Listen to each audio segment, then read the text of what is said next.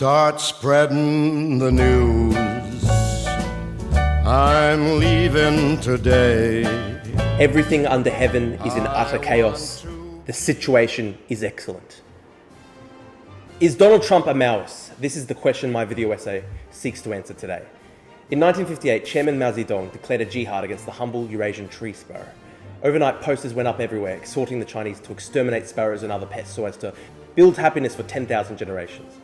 Hundreds of millions of Chinese were mobilized for the crusade. Mao himself demanded the enlistment of child soldiers, telling the second session of the Eighth Party Congress, the whole people, including 5-year-old children, must be mobilized to eliminate the 4 pests. The sparrows were systematically hunted, burned and shot wherever they could be found. Millions terrorized them to their deaths, banging loud pots and drums near their nests until the frightened sparrows eventually dropped from the sky out of exhaustion. Others went out into the forest to climb trees and smash their eggs. The societal mobilization for this effort was total. Refusal to participate was tantamount to treason. All in all, up to 2 billion sparrows were slaughtered in a bloodbath of revolutionary fervour. What on earth motivated this maniacal crusade? Mao believed the tiny birds were robbing the Chinese people of their revolutionary gains by stealing the grain harvest. By wiping out the sparrow, Mao would conquer nature, boosting grain yields to pay for the rapid forced industrialization of China. The only problem was that the sparrows hunted locusts and other insects. Free from their natural predators, locusts and other insect populations exploded across China, blanketing the skies and devouring grain crops. The resulting famine killed at least 40 million people in a disaster of world historic proportions. Far from conquering nature, Mao and his regime were broken on its back. His fervent commitment to ideological purity and magical thinking in the face of science, reason and conflicting evidence brought about the single greatest economic policy disaster in the entirety of human history.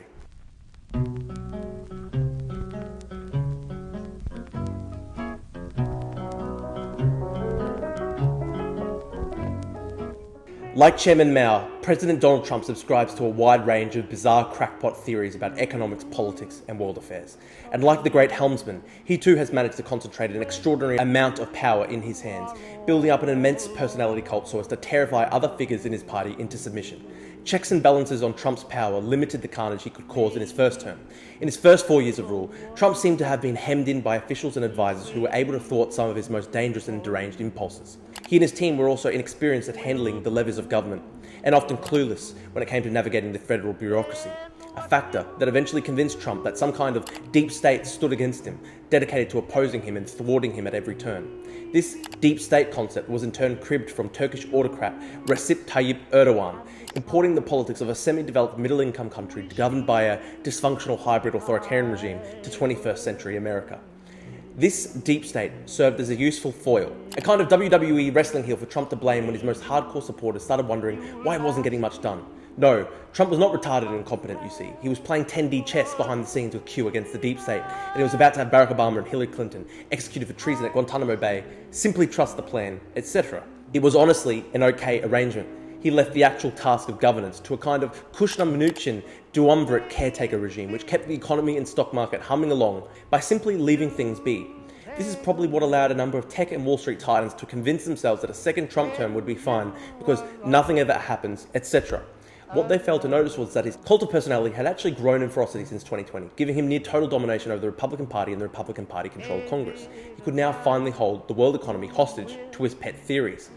Now, what exactly do these theories posit? Drawing deep from the wellsprings of Trump's bleak and nihilistic worldview, Trump's grand unified theory of economics essentially holds that there is no such thing as a voluntary economics transaction.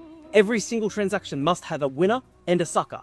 Take the simple act of buying groceries. When you purchase groceries, you might think yourself better off. After all, you've exchanged money for goods that you want to buy.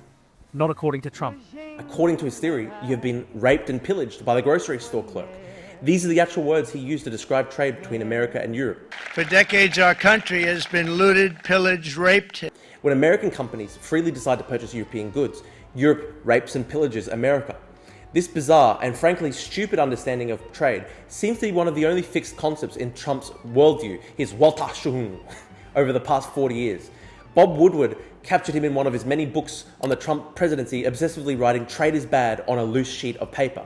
And he has gone so far in recent weeks as to embrace full-blown Maoist autarky, declaring we shouldn't have supply chains. It really is a kind of 20th century American version of Lysenkoism, the discredited branch of pseudoscience promoted by Stalin to harmonize genetic science and biology with the core principles of Marx's ideology. Just as Lysenkoism emerged from the pathologies of a society subjected to Stalinist ideological terror and insanity, Trump's gangster economics reflect his own deep-seated inner pathologies. They satisfy his natural instinct as a veteran of shady business dealings in 1970s era New York that the world is divided between street-smart toughs and the losers and suckers who end up victimized by them.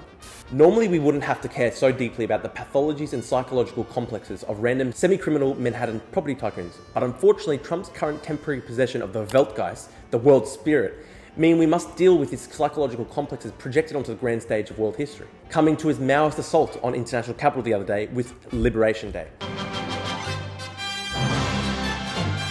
Trump's Liberation Day was strikingly Maoist in both form and content. In the largest assertion of political sovereignty over international capital markets in modern human history, Trump undid over a century of international commerce and trade flows, taking America's tariff rate back to levels last seen in the 1890s. New effective tariff rates surpassed levels last seen under the infamous Smoot-Hawley tariffs regime, which helped deepen the Great Depression. At least $5 trillion in capital was almost instantly wiped from American stock markets. Former US Secretary of the Treasury Larry H. Summers made a rough calculation that the loss from the tariff policy would total almost $30 trillion. Capital economics research firm estimated that inflation may double in America to an annual rate of 4%.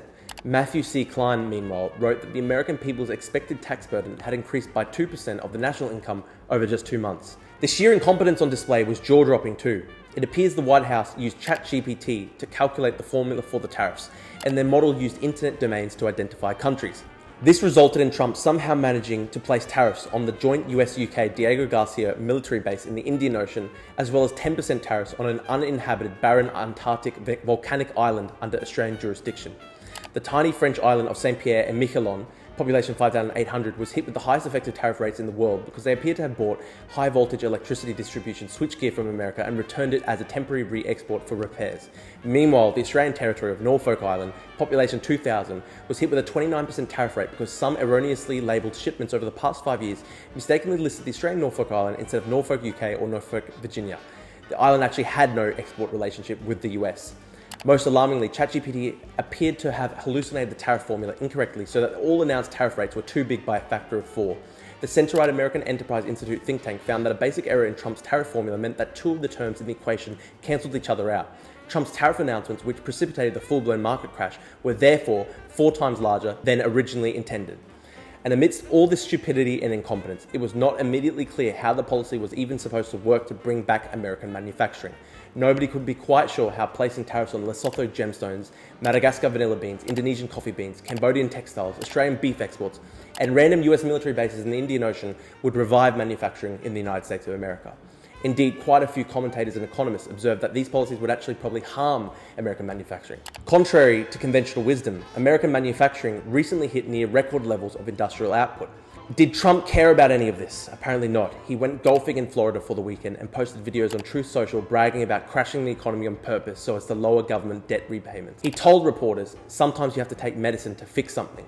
Indeed, the rhetoric was strikingly Maoist. Prominent Trumpist and Steve Bannon War Room co-host Natalie G. Winters denounced running dogs of the elite, while MAGA influencer Tim Pool crowed on Twitter that Trump had done more damage to billionaires than the left had done in decades. I feel the need to help popularize the concept of MAGA Mauism given the damage of the last week. My argument that MAGA is best understood as a third world ideology rests on the following: the MAGA movement's neo-Maoist personality cult, Trump's embrace of Juche economics, the MAGA movement's embrace of a cult of sacrifice and poverty, the MAGA witch doctor shamanist approach to public health, the MAGA movement's hatred and resentment towards the West, the MAGA movement's embrace of clientelism and patronage networks that look like Russia in the 1990s. Honestly, the right way to think about MAGA is through the lens of Maoism and other third worldist political movements and personality cults. It uniquely draws upon the dumbest, shittiest, and most repulsive parts of each. Perron's economic illiteracy, Mao's ideological wars on the reality, Juche's exaltation of economic pain and hardship in service of national self-reliance, Idi Amin's ethnic expulsions of minority groups. I believe that the central motivating force behind the movement is rejection of the Enlightenment and liberal modernity. In place of reason, it exalts superstition, magical thinking, and primitive suspicion of anything beyond direct experience. It is the ideology of the medieval peasant, the goat herder, the cab driver, who blames all world problems on the Jews. Its motivating essence is simple: burn anything I can't understand. Of course, there will be those who say that Trump and Trumpism are as American as apple pie. Yes, America has a long tradition and history of hucksters and conmen. Nativism, racism, conspiracism, and a liberal authoritarianism have been features of American life going back centuries now. I noted earlier that Trump's worldview draws heavily on his experience of the corrupt real estate world of 1970s New York, but there really is a strong argument to be made that MAGA is alien to the very civilization it claims to be speaking for. Where the Founding Fathers preached limited constitutional government and political restraint, MAGA demands unquestioning love and adoration from each and every citizen. Its political demands are frequently incoherent and nonsensical, and the movement is prone to wild policy swings based on the whims of a leader who changes his mind based on whatever the last person told him.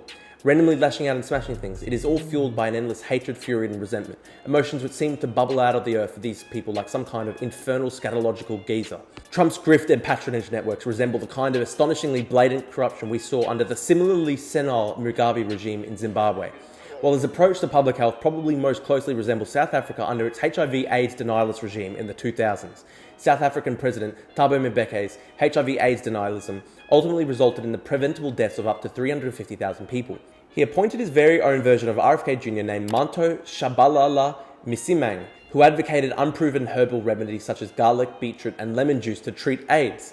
They instituted policies denying antiretroviral drugs to AIDS patients, and Mbeki even restricted the use of a pharmaceutical company's donated supply of nevirapine, a drug that helps keep newborns from contracting HIV. 350,000 people died as a result of this lunacy.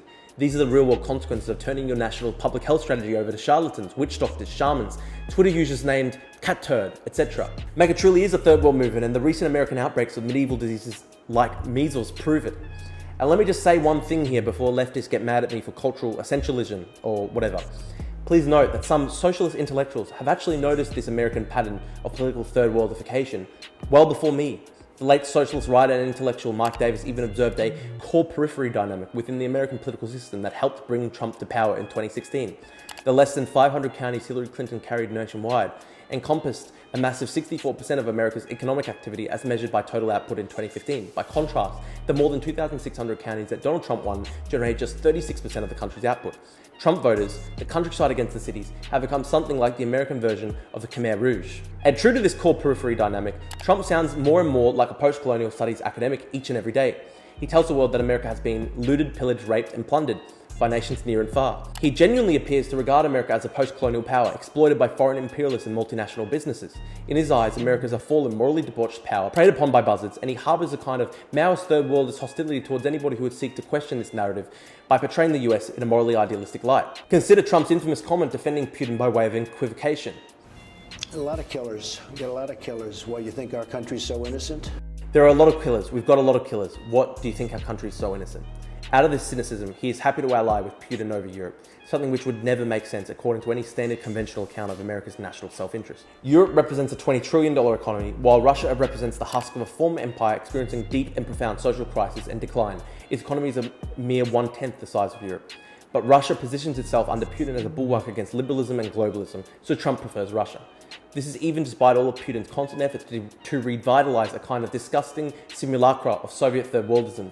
Putin loves to weaponize leftist anti-colonial talking points against the West, and his odious foreign minister Lavrov even fronted the media recently to go full Ibrahim X. Kendi by declaring that the West was responsible for all problems in modern world history. Over the past 500 years, all tragedies in the world originated in Europe or occurred owing to European policies. The colonization, the Crimean War, Napoleon, World War I, Hitler. Putin builds on this kind of anti-West Jackson Hempel style slop, with overtures to clownish junta basket case regimes in Africa and the global south. Somehow, MAGA warriors still hold the idea of allying with him and the broader BRICS clown coalition against the decadent West in high regard.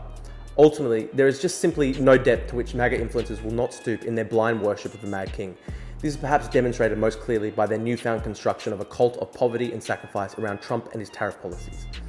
In repudiating Mao's disastrous legacy, Deng Xiaoping famously declared, "Poverty is not socialism. To get rich is glorious." Stunningly, MAGA is now to the left of Chinese Communist grandee Deng Xiaoping on this question. We first began to see the stirrings of the MAGA cult of self-sacrifice towards the beginning of March when Commerce Secretary Howard Lutnick took to CBS News to declare that Trump's tariffs would be worth it, even if they cause a massive recession. MAGA Agriculture Secretary Brooke Roland took to national television to instruct the American people to begin raising chickens in their backyards, while Treasury Secretary Scott Bessent lectured Americans that the American dream was not predicated on access to cheap goods. The MAGA Maoist cult of sacrifice and suffering only began to fully take off after Liberation Day though. Fox News host Janine Pirro told viewers, "I don't really care about my 401k today. You know why? I believe in this man." MAGA influencer Benny Johnson with 3 million subscribers sounded like a Bolshevik commissar straight out of the 1930s, telling followers, "Losing money costs you nothing. This is just the reality of life."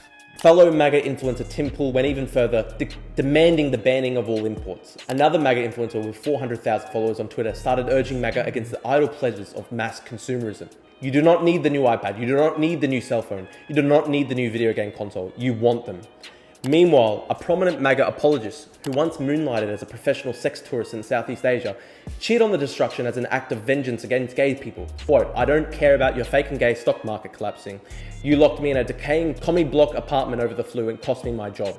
As the market crash deepened and backlash to Trump grew on social media, the MAGA cult of sacrifice began to resemble more and more the mindset of Soviet hardliners in the late 1980s. I saw one MAGA account argue that Americans should not drink coffee, while another argued that each American should be limited to just one pair of shoes each. Self-described MAGA Marxist Batya Anga Sargon, meanwhile, went full Baghdad Bob in attempting to portray Trump's tariff policy as a spiritual effort to address the so-called spiritual decimation of American men. Trump was trying to address the crisis of masculinity, she told us. We ship jobs that gave men who work with their hands for a living and rely on brawn and physicality off to other countries to build up their middle class.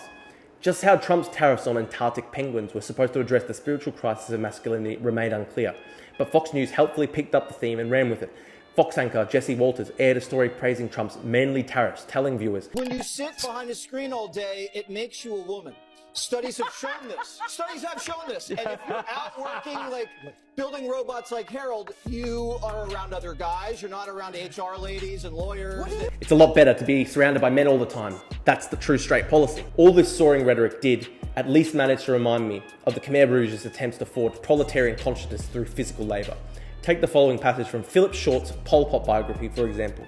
To Pol Pot, manual labour had another, more important purpose. It was a means of forging proletarian consciousness. That immaterial, indefinable quality that, contrary to all Marxist principles, Pol Pot had viewed since the late 1960s as the touchstone of revolutionary virtue. This theory of proletarianization, as it was called, held that through manual labour anyone, whatever his class origin, could acquire the materialist discipline of the factory worker. Batya and Trump simply wished to forge a new proletarian consciousness in the American worker. And her arguments about a spiritual dimension to Trump's tariff policy in fact reminded me of the messianic fervour communicated by young Trump acolytes in Mana Afsari's recent essay on the Trump movement. One young man told Mana, apparently without any trace of irony, that he saw Trump as a Christ-like figure. Surviving the Butler assassination attempt gave him a, I'm not going to say messianic, but anointed sense. We do not understand the goals of whatever or whoever decided that it would be so, but there is something happening here beyond our understanding. Inspiring. Recall here Jesus Christ's command in the Gospel of Luke. If anyone comes to me and does not hate his own father, mother, wife, children, brothers and sisters, and yes, even his own life, he cannot be my disciple. Luke 14:26. Now Trump supporters take this gospel teaching and they apply it to the MAGA movement, making a golden calf out of Trump. They're willing to endure any hardship and sacrifice everything, family, nation, material comfort, even their own lives for the sake of Trump's brain-dead tariff plan, which in turn relies upon a brain-dead ChatGPT tariff formula that doesn't even make mathematical sense.